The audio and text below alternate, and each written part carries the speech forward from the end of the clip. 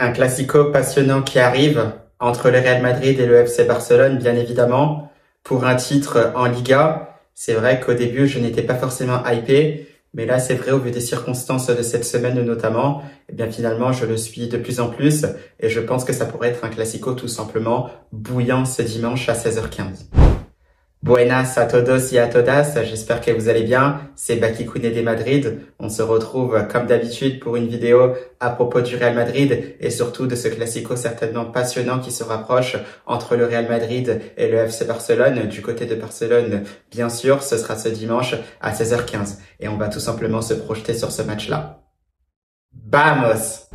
Eh bien wow, los chavales, on se rapproche tout doucement donc de ce classico. C'est vrai que ça fait toujours extrêmement plaisir de pouvoir parler de ce match-là, parce que c'est vrai que pour moi, c'est le plus grand match de club entre tout simplement le Real Madrid et le FC Barcelone. Donc bien sûr, c'est toujours un régal d'avoir plaisir de parler de ce match-là, que ça soit en avant-match comme en après-match, mais surtout de le regarder, que ça soit à la télé ou tout simplement au stade. Et bien évidemment, on va parler de ce match-là. C'est vrai que c'est un match décisif tout simplement pour cette Liga. Pour rappel, il y a 4 petits points qui séparent le Real Madrid du FC Barcelone, tout en sachant que, comme vous le savez, on prend en compte aussi ce goal à virage particulier en faveur du FC Barcelone qui s'était imposé 4-0 au Santiago Bernabéu pour le match aller justement entre ces deux équipes-là. Donc c'est plus un FC Barcelone qui a bien entendu son destin entre les mains. C'est le Real Madrid qui court plus bien évidemment après la première place. La mission est claire et simple pour le Real Madrid. S'il veut encore espérer gagner cette Liga-là, ça passera tout simplement par une victoire du côté de Barcelone ce dimanche.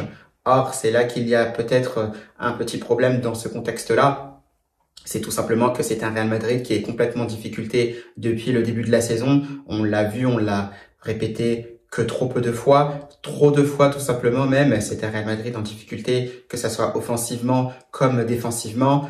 Pas vraiment de tactique qui ressort de cette équipe du Real Madrid là, et surtout à défaut d'avoir justement des tactiques bien mises en place, c'est un Real Madrid qui n'est pas forcément uni de l'impression qu'on peut avoir. C'est un Real Madrid qui n'est tout simplement pas une équipe. Ça, on l'a vu beaucoup trop de fois lors de cette saison. Comme vous le savez, j'étais du côté du Santiago Bernabéu la semaine dernière pour le match face au Celta Vigo entre le Real Madrid et le Celta. Donc c'est vrai que c'était un match tout simplement un peu étrange, même si c'est vrai que dans la physionomie, ça se passait plutôt bien pour le Real Madrid qui menait assez rapidement 3-0 avant d'être repris 3-2 et avant de souffrir un peu en fin de match.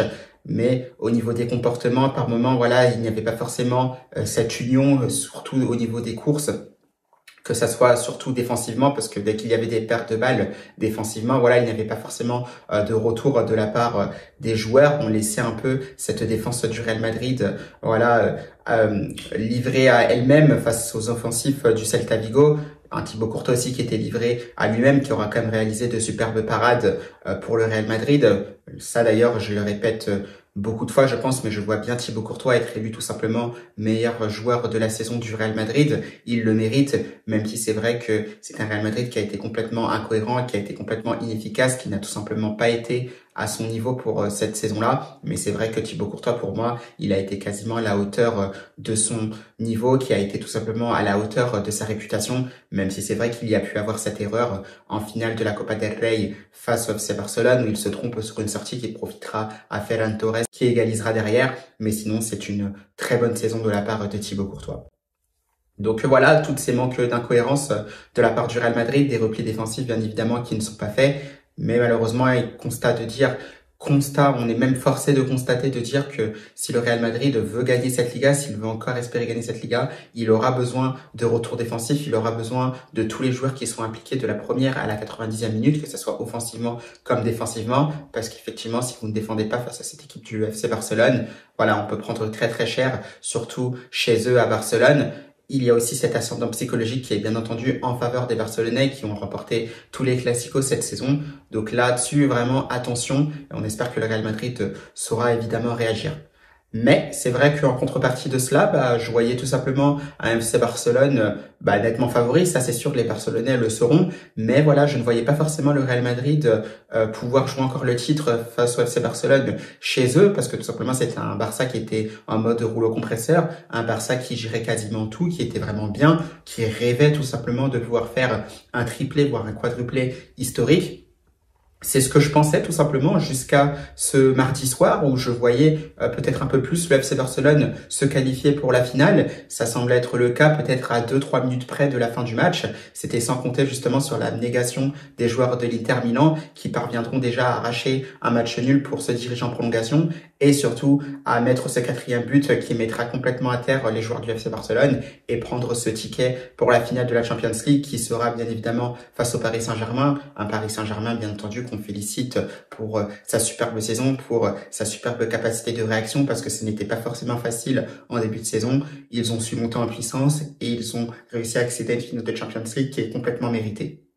Donc voilà, ça c'était déjà la petite parenthèse, mais un Barça voilà qui a été bien évidemment touché par cette élimination qui pouvait être aussi un peu inattendue tant ils semblaient sûrs de leur force, tant ils semblaient par moments intouchables puisque même quand ils étaient menés, ils arrivaient justement à renverser la vapeur comme c'était le cas justement jusqu'à 2-3 minutes de la fin où ils semblaient tenir cette qualification. C'était sans compter bien entendu sur l'Inter. Voilà, c'est un Barça bien évidemment qui est touché psychologiquement parce qu'il rêvait tout simplement de faire ce fameux quadruplé. Ça semblait être mérité pour les hommes d'Hansi Flick, tant ils étaient supérieurs quasiment à une bonne partie des équipes cette saison. Malheureusement, c'est pas le cas et c'est vrai que c'est un coup au moral des Barcelonais.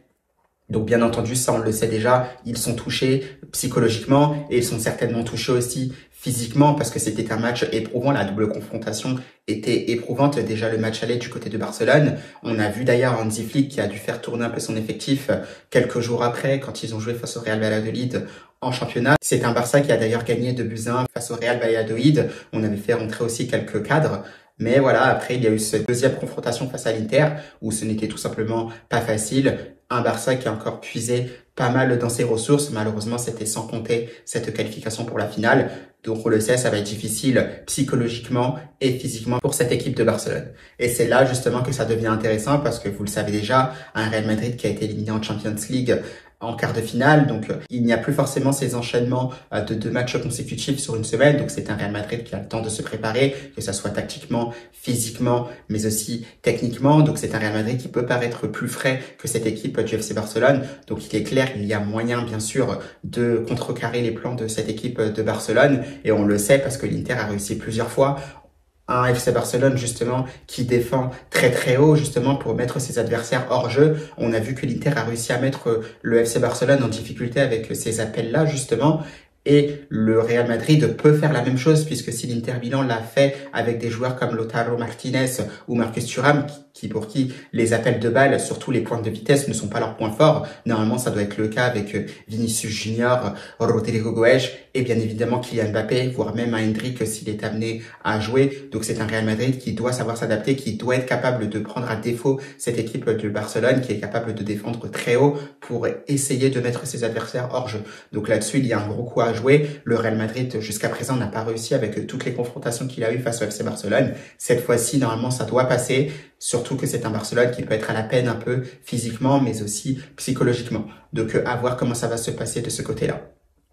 Mais en contrepartie, on le disait, psychologiquement, c'est un Barça qui a l'ascendant, bien entendu, sur le Real Madrid, puisque tous les classicos ont été en faveur du FC Barcelone. Et surtout, c'est un Barça qui est nettement plus cohérent, puisque même si le match est perdu face à l'Inter, on a quand même vu des belles choses de la part des Blaugrana. On l'a vu notamment avec Lamine Yamal, on l'a vu un peu moins, mais on l'a vu quand même aussi du côté de Rafinha. On a vu des belles choses aussi avec Frenkie de Jong, des beaux buts, notamment celui d'Eric Garcia, de belles contre-attaques aussi de la part des Barcelonais. Je pense notamment cette paradone tout simplement de Yann Sommer sur une superbe contre-attaque menée par les Blaugrana. Donc attention parce que dans quasiment tous les aspects, les Barcelonais sont quand même très très forts, supérieurs cette saison bien entendu au Real Madrid, donc il faudra se méfier. Ça défend aussi quand même très très bien. On a un Chesney aussi qui anticipe très bien les sorties, notamment quand ce Barça défend très très haut pour que les attaquants adverses aussi tentent d'essayer de prendre cette profondeur donc dans le dos de cette défense Blaugrana. Donc non, même avec cette défaite-là, c'est une équipe du FC Barcelone qui est quand même très très en place et bien évidemment, ce sera un match qui ne sera pas facile.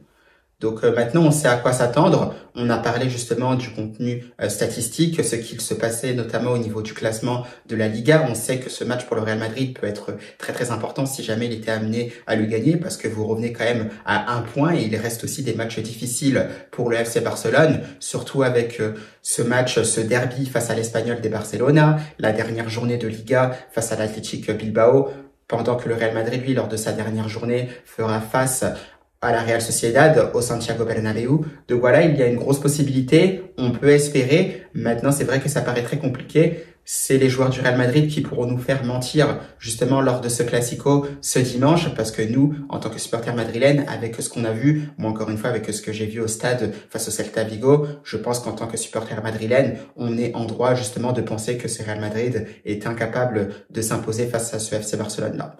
Mais voilà, le Real Madrid est capable de nous faire mentir en toutes circonstances, donc il y a toujours ce petit espoir qui nous fait croire justement en une possible remontada du Real Madrid pour cette fin de saison en Liga, bien que ça soit le FC Barcelone qui mérite davantage de gagner cette Liga. Donc on verra tout simplement bien ce qu'il se passera. C'est vrai qu'on peut parler aussi des compositions d'équipe, notamment celle du Real Madrid, puisque je me concentre davantage sur elle.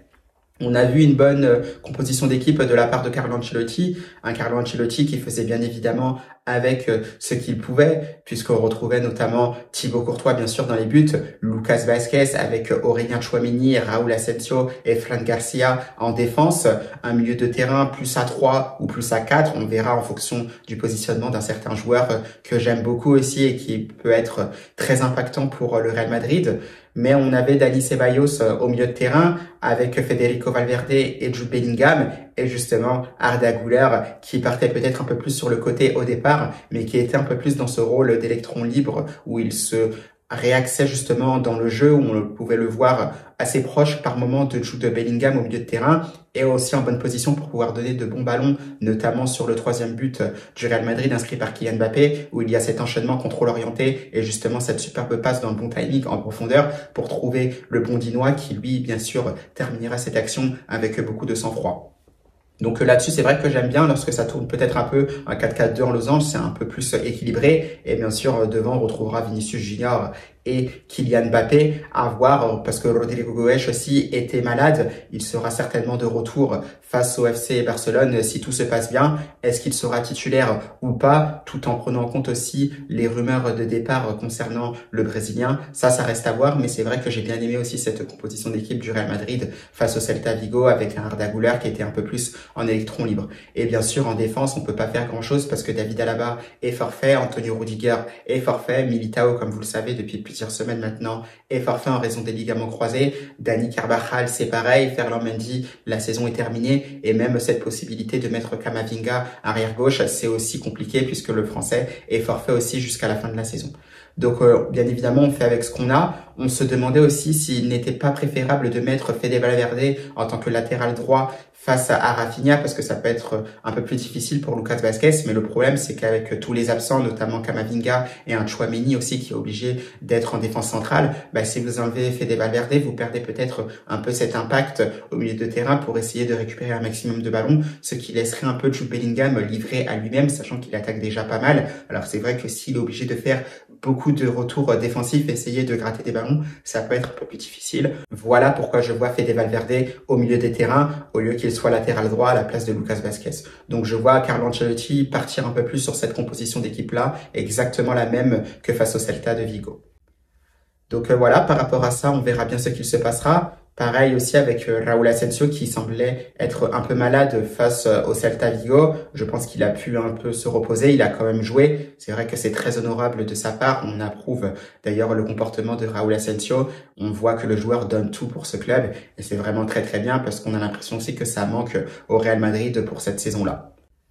Donc voilà, tous les éléments sont en place. On sait à qui il faudra faire attention côté Barcelone. C'est des joueurs qu'on a évidemment pas besoin de le présenter. Les Lamine Yamal, les Pedri, les Frenkie de Jong, Rafinha, Lewandowski aussi qui sera de retour, qui essaye de récupérer un peu de rythme petit à petit. C'était compliqué face à l'Inter puisqu'il revenait à peine de blessure, mais il faudra bien évidemment se méfier de l'attaquant polonais. Et côté Real Madrid, bien évidemment, on attend beaucoup de Kylian Mbappé, beaucoup de Vini Junior, beaucoup de Jude Bellingham, beaucoup de Rodrigo Goes, beaucoup de Courtois, beaucoup de l'effectif en général, parce que c'est un Real Madrid qui semblait un peu mort, tout simplement, à quelques journées de la fin de la saison. Concours de circonstances fait que finalement, il y a encore un espoir. Encore une chance s'offre au Real Madrid. Il faut la saisir parce que finalement, tout reste possible dans ce football-là. Donc on verra bien ce qu'il se passera d'ici là. Bien entendu, Los Chavales, cette vidéo est tournée un jeudi. Je la publierai donc ce vendredi matin. Donc, il y aura peut-être d'autres informations concernant le Real Madrid, notamment avec une dernière séance qui aura lieu certainement ce vendredi, à voir si c'est le matin ou l'après-midi. Mais on se projettera peut-être aussi sur une petite conférence de presse de Carlo Ancelotti, puisque comme vous le savez, le coach italien devrait s'en aller à la fin de la saison, donc ce serait certainement son dernier Classico. On espère qu'il le négociera de la meilleure des manières, mais en tout cas, on sera bien entendu tous derrière le Real Madrid en tant que supporter madrilène, en espérant une superbe victoire qui pourrait nous promettre une fin de saison tout simplement volcanique en Liga. Eh bien, ce sera tout pour cette vidéo, Los Chavales. J'espère qu'elle vous aura plu. On se retrouvera bien entendu ce dimanche aux alentours de 19h, 20h pour un débrief d'après-match de ce Real Madrid FC Barcelona et surtout peut-être avec une vidéo ce samedi concernant la conférence de presse de Carlo Ancelotti avant ce classico épique entre le Barça et le Real. Eh bien, je vous souhaite une belle fin de semaine à toutes et à tous et surtout à la Madrid.